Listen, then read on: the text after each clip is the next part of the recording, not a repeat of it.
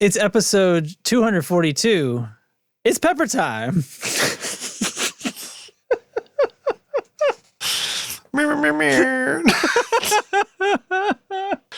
pepper time, baby. Back from vacation, back from the bathroom. It is the tone control.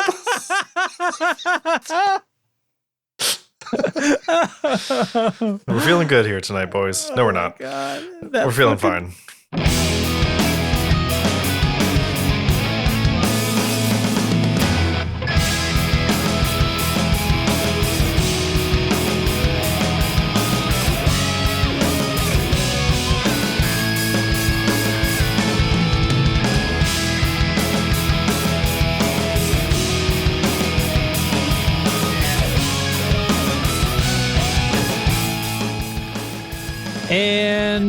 And we're back, and it's time.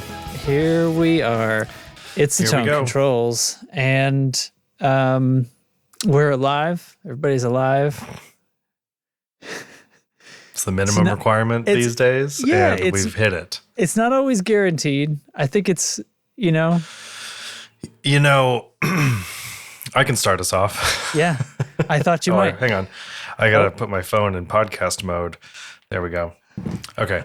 I got really sick between last episode and this episode, all the way up until basically yesterday. So yeah, alive is kind of where I like to be. Yeah. So far, I've always felt like that was where I wanted to be too. it's kind of yeah.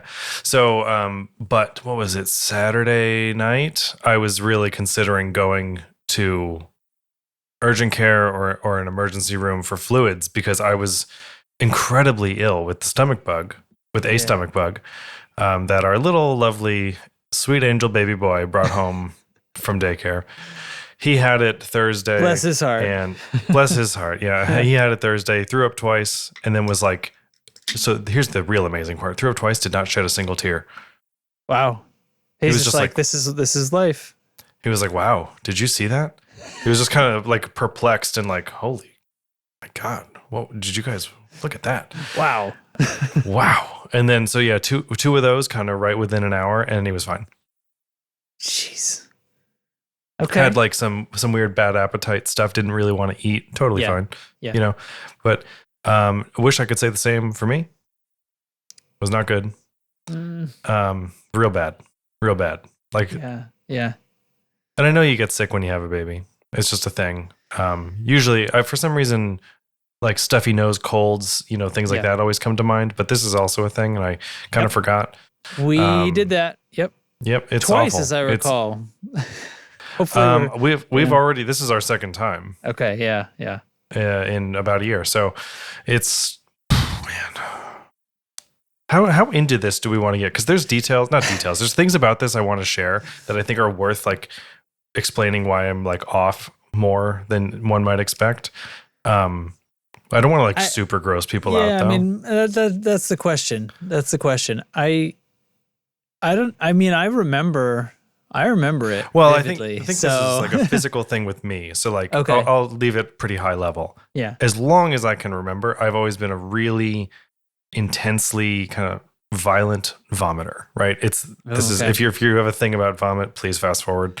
Give us 5, everybody, if you got a problem. It is so incredibly strong, and like my body it's like from the tips of my toes all the way up, and it is horrible. It is absolutely the worst. This was Saturday. It's Monday now. I am so sore.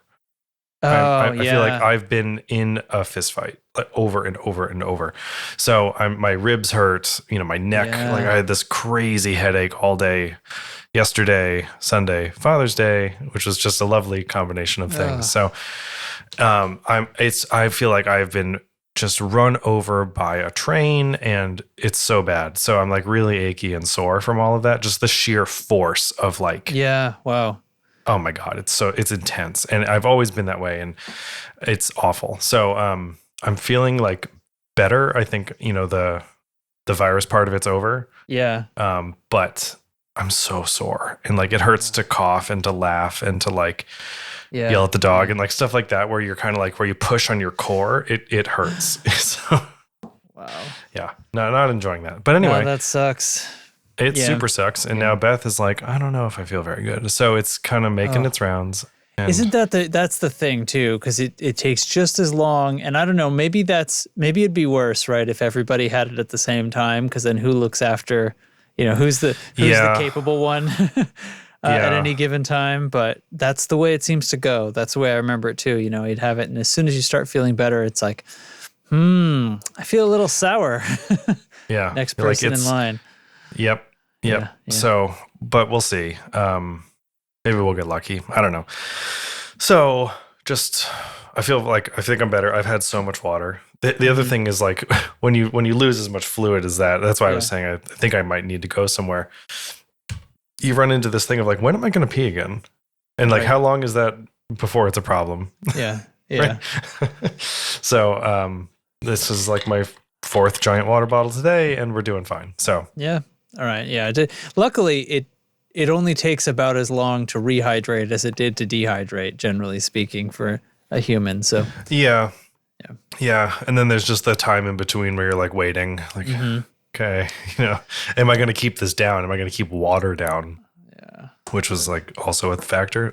Anyway, I'll leave it there. All right. But yeah, gross, feeling terrible. Damn. Happy Father's Day. Yeah. Which was yesterday as we record this. We had today off work because it's Juneteenth. Yep. And so I would have taken today off anyway, I'm pretty sure. I was feeling that bad this morning. I probably would have done it yesterday if I didn't have today off already lined up. So worked out really well. Jack did have daycare, which was like an absolute lifesaver because we just sat around. I played some Zelda. We watched Temple of Doom, ate snacks, and just sort of lazed around. And it was exactly what I needed. Nice. I've never needed something like that so badly in my life. So nice. And that's all coming off of returning from vacation with the sick baby who then got like, the stomach bug thing. Sick. But now different sick. Now he's like, he's feeling amazing. And he's like, look at all this energy I have. What do I do with this? And he's been an absolute like wild Dad, baby. what's your problem? Chase me. Yeah, pretty much. So it's a little bit like, I'm so glad you're feeling better, but boy, I am not. I am not feeling better. So anyway, what's going on with you? Well, so since returning back from our trip, I've had the next big project on my plate was this audiobook. I've talked about it a little bit. It's been fun. It is Juneteenth, and my neighborhood or our village here, Woodlawn, they do the biggest and the baddest Juneteenth. So the party's raging down there. Music is not that loud, but there are musical performers, and right as we're finishing the podcast, or at least whenever they decide to, there's going to be fireworks. So I don't know if that's going to be heard on the mic. I was hearing some thumping as I started, but I can't actually hear it right now. So they might be between acts or something. But they block off the street. The field that I throw balls for my dogs in is totally done up with vendors and fun things for kids. Oh my gosh! People have parked. They've just clogged up the whole streets with cars and everything. All my house, like in front of my house, is all full of strangers' cars. Oh man! So is this just like by the neighborhood, or is it a city thing? Well, it's Village of Woodlawn, so it's our our township or whatever. But but it's not the only one around too. It's funny because I'd not, until we moved here a few years ago, I'd not really heard of this holiday. And I mean, I'm a white guy. I'm sorry, and I'm not sure if it's also became. This is also the time when it became an official national holiday. Right, but that was only last year. So I was going to ask you if that was it last year or the year before. I don't know. Biden did it. It was right. So my point is, it's not the same amount of time you've lived in this house. I can't honestly remember if they were if it was being celebrated when we moved here and that's when I noticed it, or if it started being celebrated in this way when it became a national. I'm not sure. That's actually that's what I was kind of leading up to, is I don't really know. But we also lived before in a place with basically only white people. And now we're in a neighborhood that is, majority way more diverse. Black. Yeah. And so anyway, there's a party going on. They did not. Right on. Luckily, they weren't making tons of noise and having musicians until like 6, so it didn't interfere with the audiobook, which I definitely would have put me way behind on. But yeah. So anyway, the cool thing, it's audiobook recording like an actual novel is pretty grueling. It takes a long time. We completed day 4, and it was so long, and we're in striking distance here. I think we might need a little bit into day 6, but the actor who's reading it is amazing. Oh, good. He's doing such a great job, and there's characters, and they have different accents, and he's switching in and out so damn fast, and he goes so long sometimes without making a mistake. It's unbelievable. And so let me ask you this: when an audiobook narrator is like doing their thing, what's the logistic of that like? Because they're not reading just a print copy, right? Do they have a paper, like a binder manuscript? Okay. We're on iPads. Yeah, I don't want pages being turned. In fact, I had one lady try to read off paper, and it was just a nightmare. Because I was like, "You've got to stop, turn a page, take a beat, and then continue. Like, you cannot keep making me stop you for this." It was like crazy trying to fight with her about it. And so then, when they encounter a slip up where they misspeak or something is enunciated weirdly, do you retake it right then, or do you like? I do. Do you mark it and go back? Okay. So if they're doing it themselves, I mean, there's different ways to approach it. You could just sort of keep rolling and put like clicks in or markers in or something. But I'm recording, and I'm not going to be doing post-production on this. So I'm going to send it back to the editors in New York. Oh, okay. So I'm basically like a remote studio. So this guy is a screen and stage actor. He's been on Broadway. He's been in HBO programs. He's in a play right now that is currently in Cincinnati. Until the end of this week, they're going to finish their run, and then they're going to Indianapolis.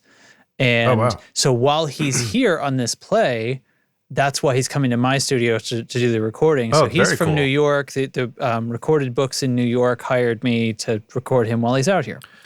So they like catch a studio on the road and right. Yeah, exactly. Okay. And then, that's very cool. And then hilariously on Friday, I'm going to do another thing with the same actor for a totally different publisher. It's going to be like it's like a 1.5 hour session. It's a multicast audiobook kind of production thing. Oh, neat. Some kind of sci-fi thing. I actually haven't read the script yet because I'm compartmentalizing, but he was here and they contacted him about it, and he was like, well, we could use this studio without sort of telling them that he's already working with me on another book because it's none of their business. But it's like, so we're going to finish up and then we're going to do this other thing because it's like, that's why this is here. This is my little temp booth thing in my background for the video. And I'm not going to move it. I'm just going to leave it all up. So, but anyway, so the question, so there's different ways to do it. If you're doing it yourself, you'd probably just kind of pick it back up and then edit and post, but I'm going to feed them. So I'm doing what's called punch and roll. So because I'm here to manage it with him, I'm reading along on my second screen. And he usually catches himself, but occasionally I notice something that he didn't notice. But either way, we stop, and I'll put it back at the next, like the logical sentence where he could pick it up. And for him, he's fantastic. I've dropped him on commas in the middle of a sentence before, and he drops in his inflection's perfect. So I give him a 2-second pre-roll. He hears a little bit of himself, and then just starts again, right where it's supposed to be. And what a pro. Yeah, I mean, with somebody like this, it's great. And he makes it easy. On Friday, he got us heavily discounted tickets to the show that he's in. So we got to go see a play on Friday night, kind of randomly. They're definitely like $67 tickets that he got us for $12. Which is pretty good. Right. We were like right in the middle on the main level and everything. We're not stuck in a balcony or something. So it was really, really cool. It's a cowboy thing. The play is Shane, which is an old novel and a movie from like the 50s. But anyway, they put it on stage. Really cool. That sounds awesome. I like that. So I've done a little bit of voiceover work stuff for my job, actually. Every now and then I'll have to like narrate a presentation recording or something that goes out to our team. And I just, JPEGs of PowerPoint slides basically, and then do the voiceover here with my podcast stuff. Yeah. And I have a script and I have to read it and record. And I'm like, every time I'm like, how do I do this? Right. I'm going to mess it up. And do I just leave it, or do I like cut and delete and go again? And then I have to look at it later for putting into video as well. So I need to break it down. Like I'll leave a long pause when I like change pages or something like that, or change slides. So I can just visually see where it's supposed to cut. But then you get into weird stuff like, well, you would not roll into the next statement that fast, right? You would not just say the next line so quickly, or that pause was really a little too long in kind of an awkward robotic way. So yeah, having to produce it and record it is awkward, but that's cool. Yeah. And he does do things himself. I mean, that's the age we live in, like he has a USB mic, and like sometimes when he needs to record things, he doesn't have a place like this. So it's funny that when the company hires a studio like me, or like a bigger facility that has like a proper booth and stuff, it's like, all the gear that we have compared to, I don't know if they realize this, but half the time when they hire me for something, I'm using this USB mic, and he says my red box or something, which I assume is a Focusrite Scarlett, and it's like, well, there's nothing wrong with that. It's going to work just fine. Mine can't reach the camera, but it's a Focusrite. It's a fucking... Exactly. Yeah. So I don't know. It's kind of funny. Hopefully at least the engineers can tell the difference. But I mean, that's the thing. Like I also edit audiobooks from people who record it. It's the author recording at home, and you do what you can to kind of clean it up. Sometimes it's better than others. The season of Big Mouth on Netflix, the season of that show that happened during COVID, they recorded at home. They did all the voiceover at home. And Nick Kroll has a lot of videos out there of him in his living room under a blanket, like under a comforter with his laptop. And he's just speaking into a mic, and it made it onto the show. Yeah. So, if it works, it works. Tons of that happen. And here's one. Hannah Worthington or what? Anyway, from Ted Lasso and Hannah Waddingham. Waddingham. Wow, why did I think Worthington? Anyway, so she had they were doing a lot of that too, because their first season, I think, landed square in the middle of COVID, and the bit where she's singing karaoke. Yeah, and she has an amazing voice, but they recorded, and there were like bits that she wasn't happy with from what they got. And so they mailed her a microphone kit, and she did her own punch-ins at home. And apparently, according to the producers, there are like 2 words in that song that were the bits she wasn't happy with that they cut in from what she recorded at home, and you can't tell. So, great job on the audio team there. Boy, this is a how did we talk? And then there was a guitar podcast that talked about this stuff. This is fine. That's fine. This is adjacent. I'm fine with it. I think people find this thing interesting. If you don't, let us know. Yeah. So anyway. Yeah. Well, either way, it's leaving me just I'm in this chair so much more, and I've also just not been by myself for like 2 straight weeks, which no offense to all of my friends and loved ones and everything. I still love you, but like, you do not need to explain that more to me at all. I absolutely get it. Absolutely. I usually have a lot of days or a lot of hours on many weekdays by myself, or with just dogs. And it feels, it's different. And especially I noticed this when Beth was on maternity leave.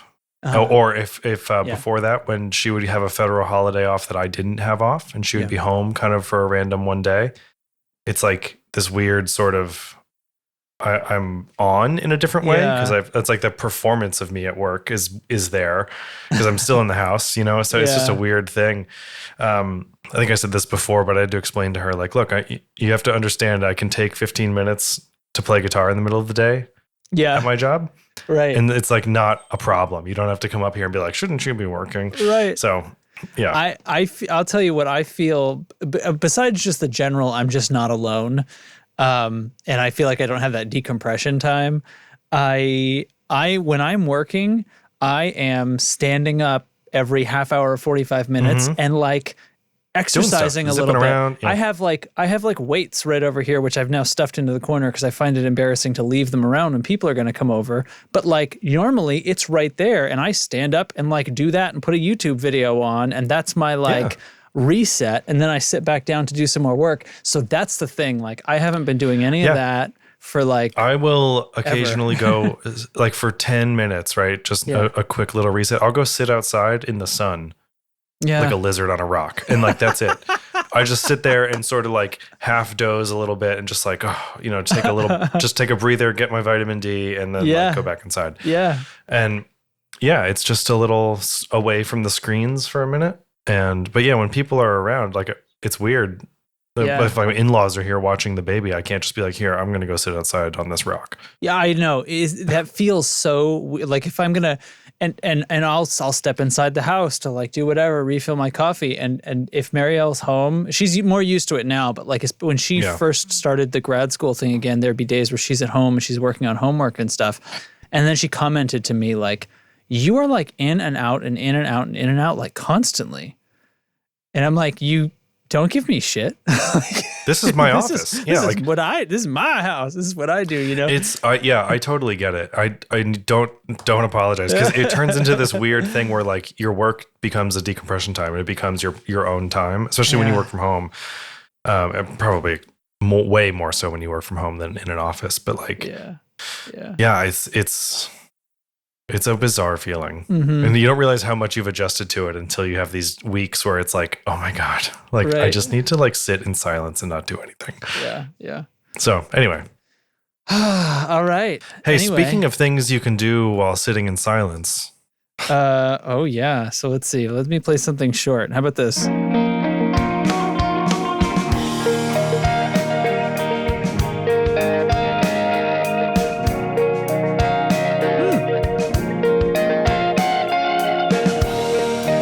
I remember doing this. Don't remember what it is.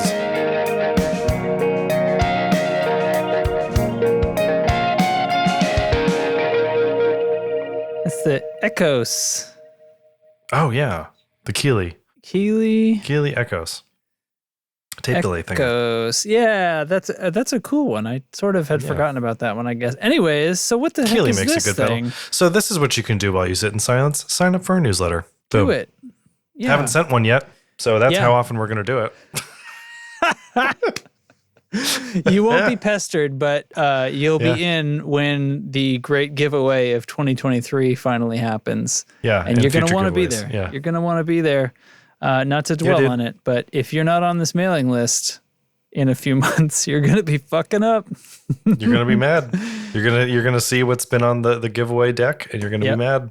You're going to be like, oh, man. That's all. Just saying, sign up for that newsletter. It's in the show notes. It's pinned in Discord. In the show notes, pinned in Discord. Do it. All right. Now, an actual news item is about to hit your ears balls.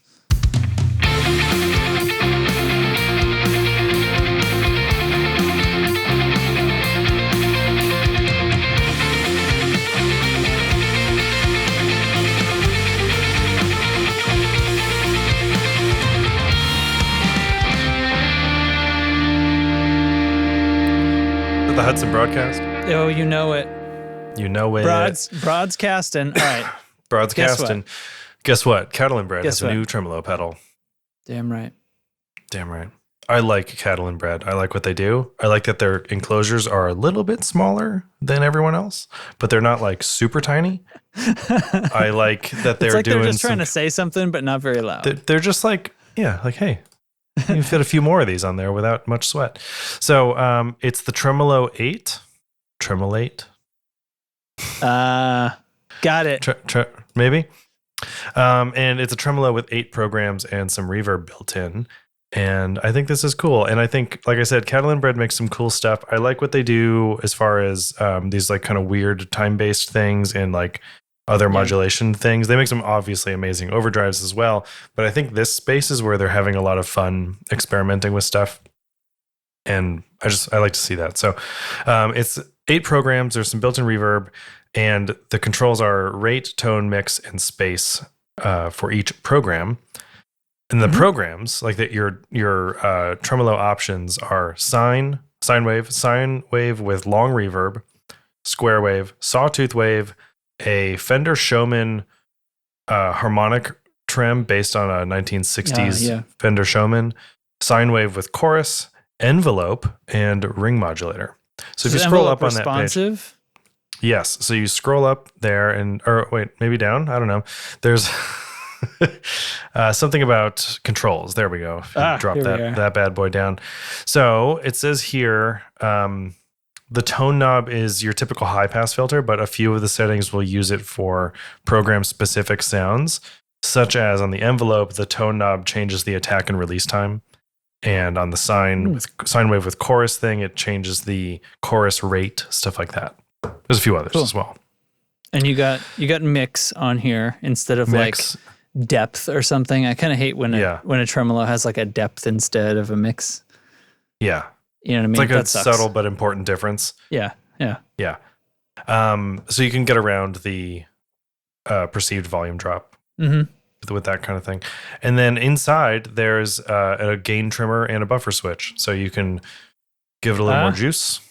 And then right down there is a table showing you all of the stuff that this thing can do. What the knobs change to if they do. Yeah. So this is what we're talking about here, right? I think number 7, envelope, controlled tremolo rate, is the move. That's like my favorite thing. And and envelope, this being responsive to your playing is what I'm picturing. It's responsive. It says here somewhere. Yeah, because the envelope sensitivity is what the rate knob becomes. Right. So you're not changing. Yeah. So controls input gain to envelope. Right. So based on your signal intensity, or like the input level, it'll go faster. Sort of read transients and things like that and react to them. So it's going to be really, really expressive. Wow. Yeah. And the reverbs on these all change as well. So like on the sawtooth wave, it's a tight reverb with medium trails. I don't think you can manipulate the reverb more than just the single knob for it.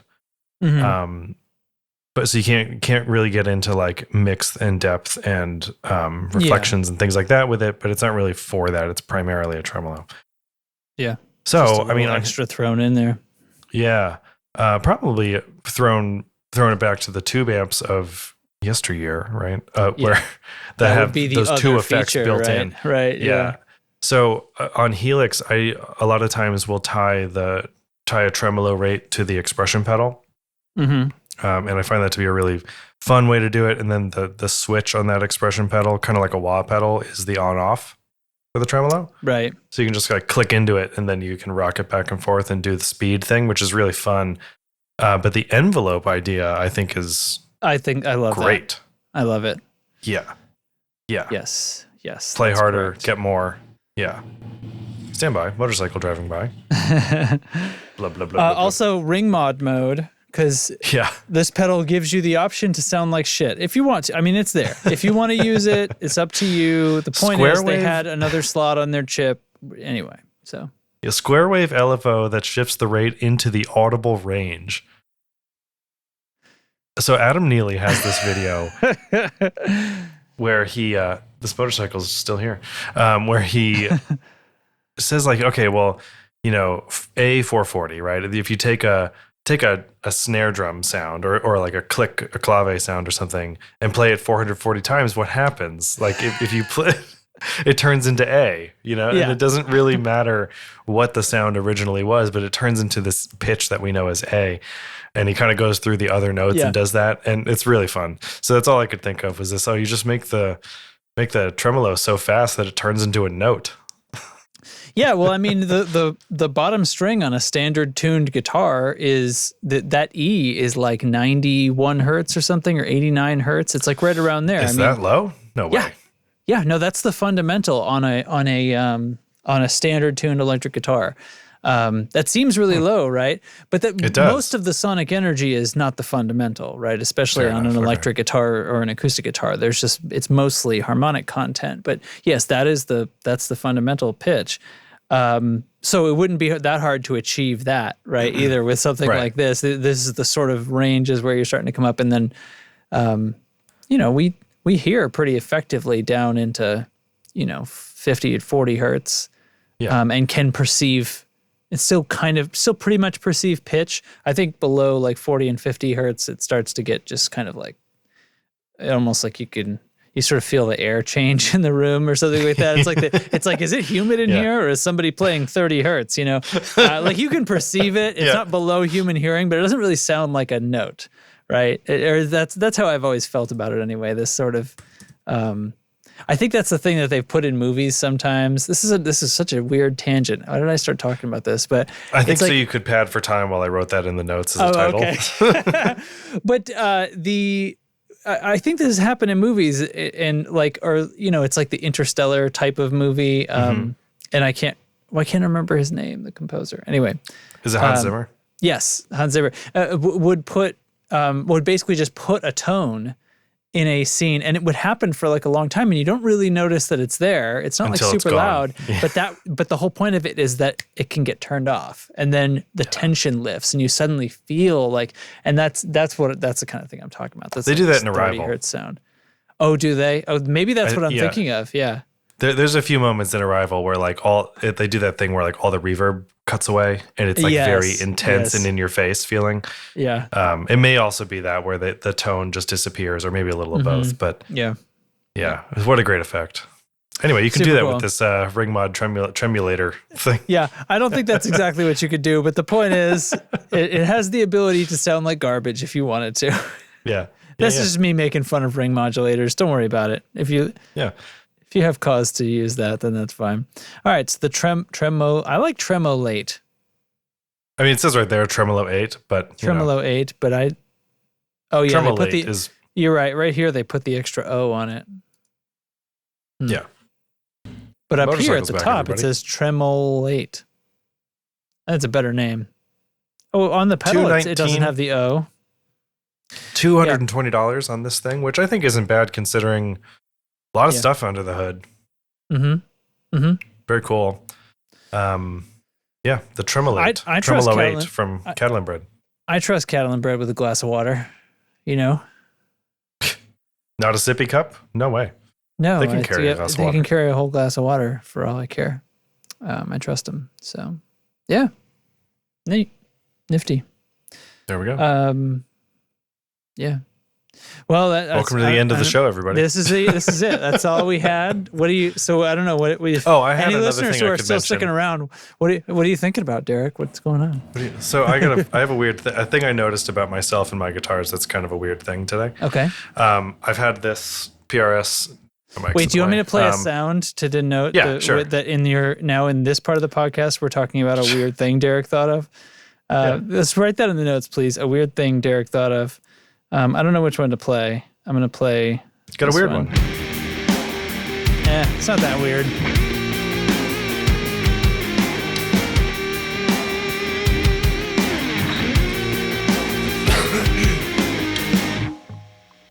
So I've had this PRS Hollow Body 2 SE over here for a little over a year. Awesome guitar. Love it.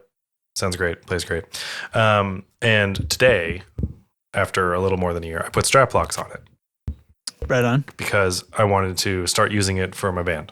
And you're just not going to. Sorry. And Charlie says, hey. Other dog, neighbor dog. Oh, okay. So question one for the community. What do I do with the old strap buttons? I can tell you, I can remember when I put strap locks on my guitar, they went into the package that my strap locks came in, and I saved it for some reason. I have a bunch of these, and they just they're in a drawer of like miscellaneous guitar stuff. Yeah, wrenches, parts, right. Tons of strap buttons. I think that's where mine are too. I keep thinking I'll come across some project where I need this exact shape, right? Some little like home project that will be like, I have the perfect thing. It's okay. Is this like a kitschy kitchen thing where you just, because we're guitar folk, you're gonna make something and you got little hangers for your keys and stuff on the wall, and it's made out of strap buttons, and you're like, oh, look at this, or like buttons. tuning pegs that you're not using, stuff. You just fill a board up with those, and that's your key hanger. Everybody's like, well, this is an interesting little key hanger. It's a conversation piece, when people you haven't seen in a while come over. It's like, come over and hang their keys. Yeah, tell me the story about your little key hanger thing here. That's pretty wild. Like, it's literal junk. That's some garbage that I couldn't think of anything to do with. Yeah, I was too guilty to throw away. So anyway, I put the strap locks on this guitar because I if I'm gonna play a guitar, even at practice and stuff, I want locks on it. Just want them.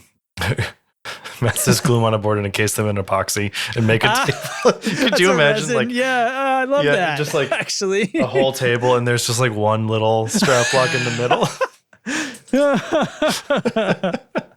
That'd be so funny.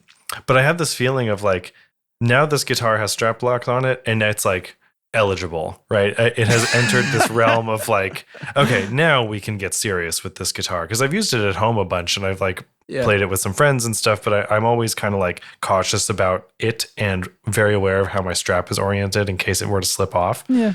And just, now I put strap locks on and it's like, okay, now we can get down to business. That's awesome. Next idea for Matt: put the strap buttons on each end of a coffee table. I guess then you could just put a strap on the coffee table. I could put a strap on my coffee table for when I. Oh my God! I'll put one on each end, and Beth's like, "What is this for?" And I'll be like, "When we move, sometime, you're gonna thank me." I have to like rig together like 4 guitar straps to reach, but it'll be worth it. So I don't know. That's just a funny thing that I was like, oh, now I can like feel more serious about this guitar. Yeah. Which is so stupid. It's such a stupid thing. Yeah. Yeah. I agree with you though. Like I don't think I've ever done a show that I didn't have strap locks on the guitar for. And it's probably not, I've never dropped a guitar. I have at home. Yeah. Like off a strap? Yeah. Oh, I've caught it. Your like, home playing is really aggressive. No, it was like I picked it up and the strap was like looped like upside down. Oh, yeah, yeah. Okay. All right. Yeah, okay. I wasn't so that's easier doing than I'm the flippy flips. Yeah. But I mean, and granted, I was 16 when that happened and I was like strap locks. And ever since, I've just been really locked in on that. Like so it happens to you one time in your life. Yeah. Right. So, I don't know. It's just a weird thing I noticed today as I was putting them on. I was like, I suddenly feel like I can really use this guitar now. Yeah. It's just such a stupid thing. But anyway. Coming to a band practice near you, probably not. Unless you are right near where Derek's band practices. Yeah. In which case it will be. Coming to a show on July 7th. How about that? Where are you playing on July 7th? We're playing at a bar downtown. Like the place downtown you're allowed for bar to, shows. You're allowed to plug your gig on your own podcast. The place is called, I know. It's called, I'll get into it in the post show. It's called The Shaskeen, the name of the place. I've been there a zillion. Yeah, we played there a million times. Yep. Many bands I've been in have played there. And they really upgraded their live sound recently, through the pandemic, and it's great. That's awesome. So it's a really good spot, and we're playing with our friends and other ex-Delaney members who have started a Foo Fighters tribute band. Nice.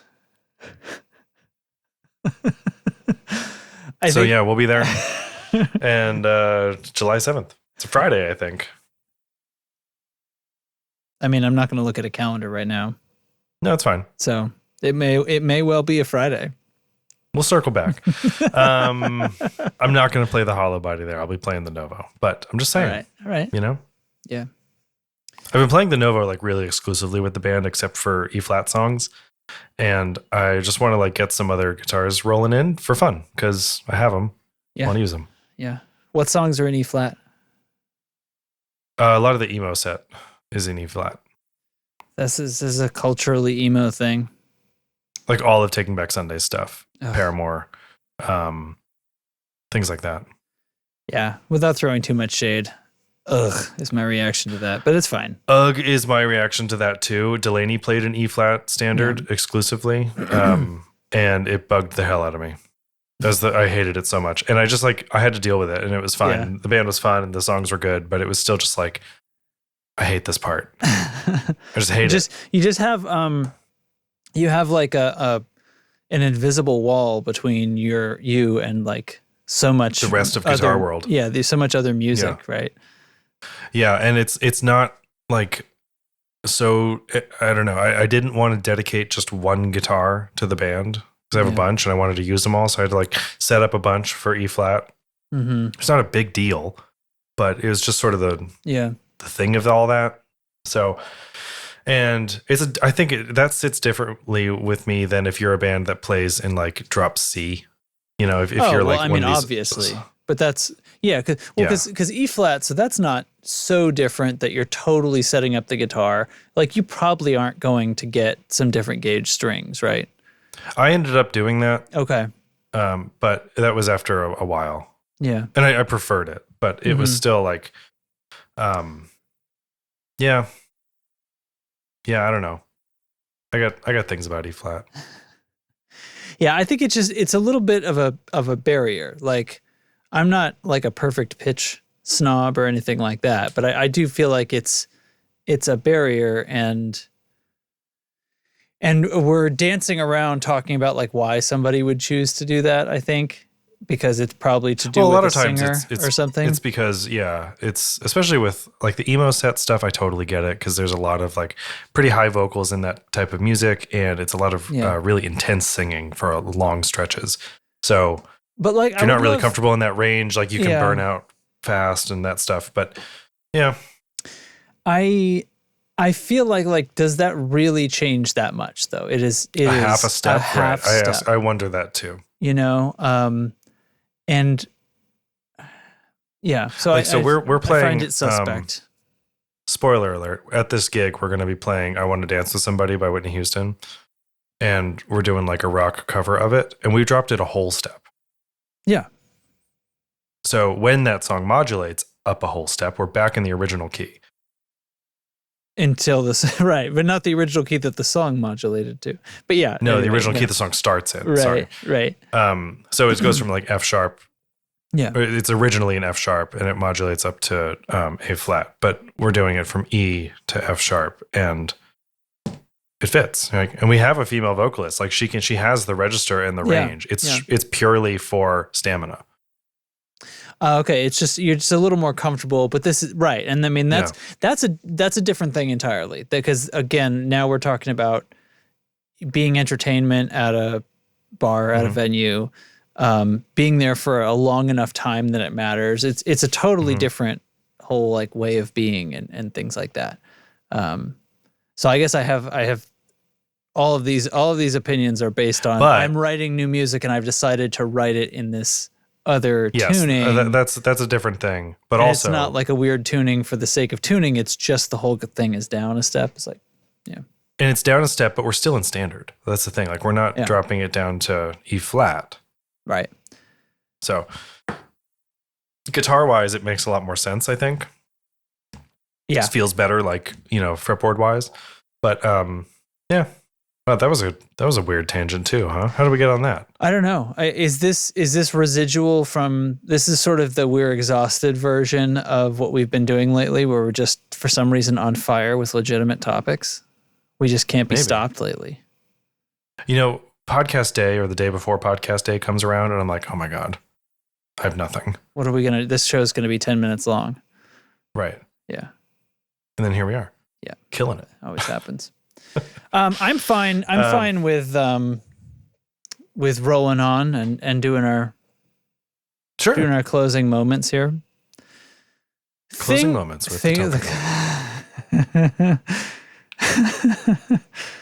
Was there a new segment we were going to add? Were we talking about something lately, or we were going to farm a segment somehow? Oh, so somebody was gonna do a stinger for us, right? We put the word out to do a stinger for Thing of the Week. Have we said that on the show or just in Discord so far? Maybe I think we said it on the show. Did we? Okay. Pretty sure it was on the show. Open call, yeah. Send us whatever you got. iPhone recording, I don't care. Send it in. Some kind of stinger. It would be like a short-ish thing or whatever. I mean, if it's like fun, a radio bump, like whatever it is, right? And whatever, yeah. And I mean, I feel like this is like it's like whose line is it anyway? A little bit. You're going to be prompting us, and then we're going to do our best to respond to that, right? With what the segment would be. And if we have hit us with if we have a stinger for it, maybe it won't just fizzle out and die like all our other segments. Yeah. Well, I think Thing of the Week is sticking around pretty well. Thing of the Week is pretty good, but it's also, it's not like it doesn't have a stinger. Okay, so should we have a stinger for Thing of the Week? It stuck around. That's it's what really I'm saying. Earned it. Yeah, That's what I'm saying. Like that was the request was that people write us a stinger for thing of the week. Oh, send them in. I didn't understand this at all. I was picturing we get a stinger and who knows what they say. Like the stinger would literally be too. Like, it's pepper time, I don't know. And then we'd have to go. My trunk hurts so bad, Justin. Sorry. It's pepper time. So and then we're going to do that.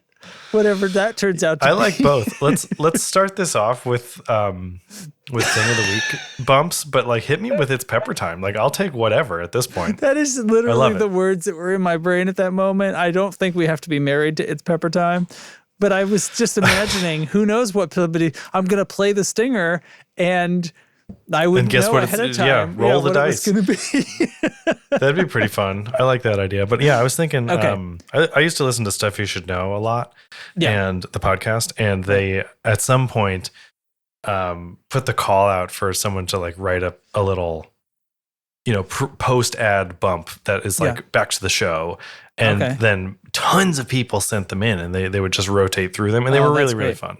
Yeah, really fun.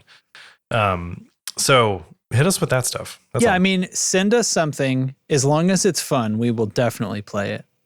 Yeah. Rule number one, no bummers. Well, I mean, just don't be sexist or racist. And you're pretty much fine, right?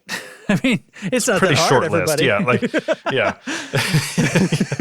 I think we're fine. Here. Yeah. I think we covered it.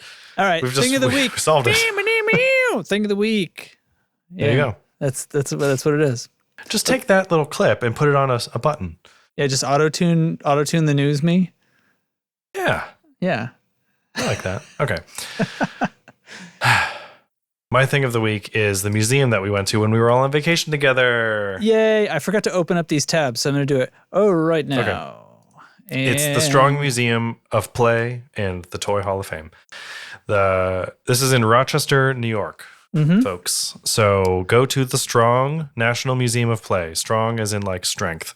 Yep. It's somebody's name, I guess. But this was super fun. And I think we all had a really good time. It's like a really great mix of a children's museum and an absolute nostalgia bomb for everyone else. Yeah, exactly. They're hitting every age group. I mean, a lot of stuff are toys. There's lots of stuff for small kids to play with. There's a ton of video game stuff and interwoven between everything else too, because like that quickly becomes part of toy and play history. And you look at the 1980s through the 1990s, right? Like at this 20-year range, how much happened with video games. Versus like all of the 1800s. There was a picture got taken of me and shared on Discord, but they had just examples of the random stuff. I mean, they've got exhibits for things, but there's a lot of stuff you can actually play. They had a Super Mario, like an NES setup, but the controller was like 4 feet wide. Yeah. And it was an NES D-pad. It was tough to play, but it functioned. And I played Mario on it, and I didn't lose. There you go. Yeah. Things like that. So really fun. Lots of like climbable stuff, like kind of run around and tire your kids out stuff, which is cool. They have the Sesame Street stoop, which was really cool to see. Anyway, this is the best of it. Yeah, and then there's also within there is the National Toy Hall of Fame.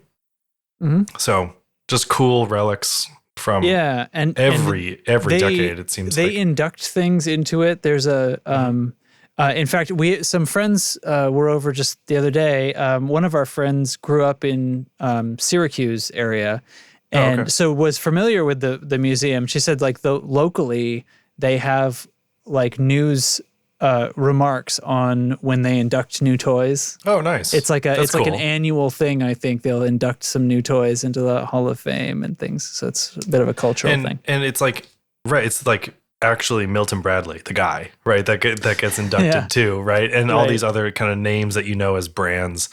But really fun spot.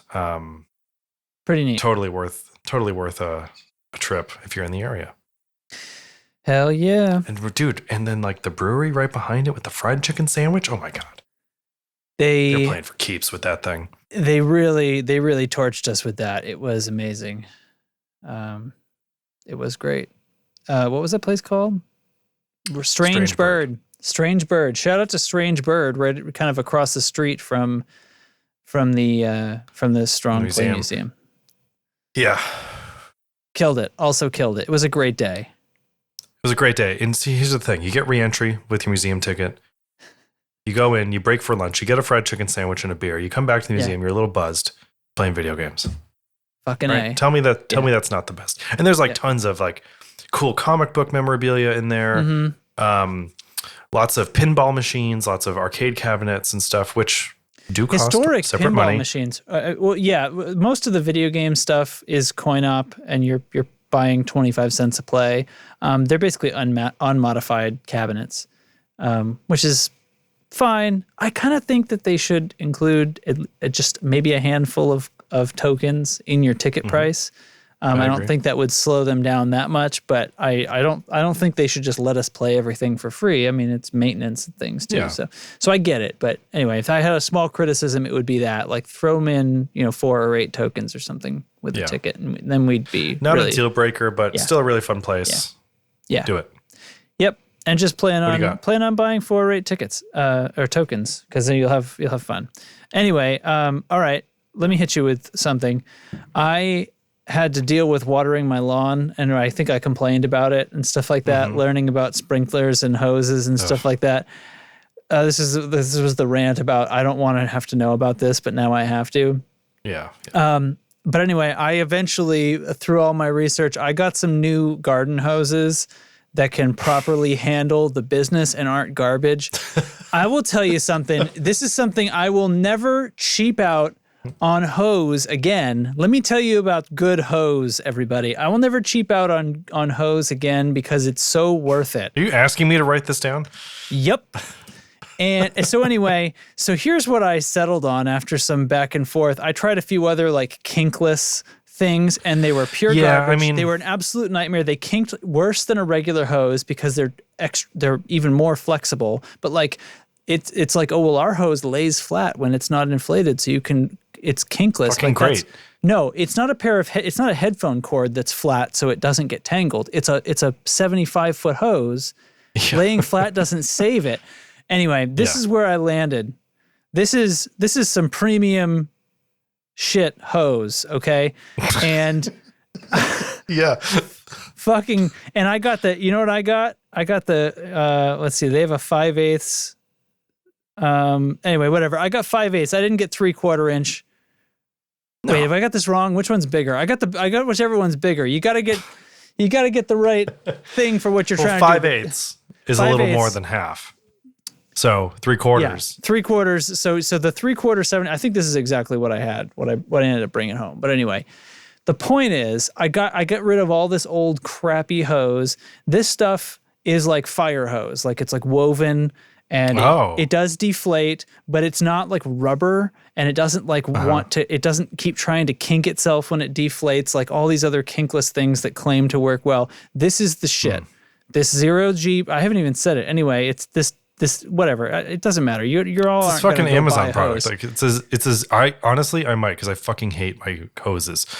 Well, I picked this up at Lowe's. I just found the hose I have in my front found an Amazon link here, but I just picked these up at Lowe's. It's not like it's you have to get this at Amazon, but like this is like contractor grade, blah blah blah. Like the valves are huge and overbuilt. And the hose is meaty and awesome, and it works great. And it's not like crazy heavy or anything. Anyway, this is the thing. Don't cheap out on hose. This is the thing, though. Like, right, $66 for a 75-foot hose. Like at the time, you're like, "Fuck!" Right? Like that's enough to. I want to spend $20. What's going on? Right? That's what you're thinking. Or like that's like grocery money, or that's like something else. That's not a fucking garden hose. Yeah. But then, then you get into this, and you're like, right? Well, shit, that's a pretty nice hose. Yeah. And now you're a guy who knows a lot about hose. Yeah. And now I'm a guy who knows a lot about hose. Here's the thing. You want that 3/4 diameter because you need a column of water to keep the pressure up. By the time it gets all the way out 75 feet, it's got to be powering a sprinkler at the end of that. If you're going to get coverage on your magnificent lawn domain, you've got to have that thickness. This is what I'm saying to you. I can string like multiple sprinklers together with this because it's got the throughput. You daisy chain your sprinklers, saying? You're damn right. Fuck. Yeah. Fuck. So anyway, I just thought I thought, you know what? I'm sharing this because I had to learn this crap. And the point is, don't go with don't try to cheap out on, this says it's kinkless. Justin because learned this stuff. I bought other things and then brought them back to the store. And I was like, this isn't kinkless. Like, rewrap this for me, store person, because this is garbage. I'm really fired up, you guys. I think you're fired up, but also like distinctly fired down. Well, right? I don't know I what can that tell means. we're both like, yeah, like we're both here for it, but also kind of like I would rather sit on the couch, you know? Yeah. But I'm not going to have to buy these again. You know what I mean? I've been dealing with hoses that break after you've had them for half a season, or, you know, and just they're a pain to coil. And this is great. This is like you feed it into a 5-gallon bucket. That's how you can coil it. It's that easy. Pull it back out on the other side. You know These what I mean? homeowner dreams, you know? I know. So anyway, this was the thing. This was the thing. So I highly recommend when next time you need a new hose. Why did he say it with that voice? Head to episode 242 of the Tone Control for your hose recommendations. Let's stop this show. Let us end this charade. Well, thanks everyone. What can I say except thanks for listening. We warned you. And thanks for listening, and let's thank for the support of the patrons that make the show, not only the show possible, but the giveaway is possible. Join the newsletter. The giveaway is extremely possible. The giveaway is extremely possible because of support from listeners like you. Sign up for the mailing list to become a part of that, and sign up for Patreon to support the show and add your might to our army. Is that a thing we want? Yeah, I mean, I feel like that's fine. The Tone Control Nation. Please don't call yourselves that. Nope. That's not great. All right. Anyway, let's bring it home. Thanks everybody, and especially Nick Greenwood, Carson Ricketts, Matthew Fenslaw, Ryzen Wolf, Jamie Evans, Doug King, Big Daddy Doug, Steve Huffman, Crom Twos, Brian Gower of the Tone Jerks podcast, Mako Guitars, Andrew Walsh of Andrew's Alcove, Doug Christ of 37FX, and Sean Wright of Lollygagger FX. Thank you all ever so much. And that's going to do it. It's going to do it. See you next time. See you next time. Bye. Whoa. Okay, bye.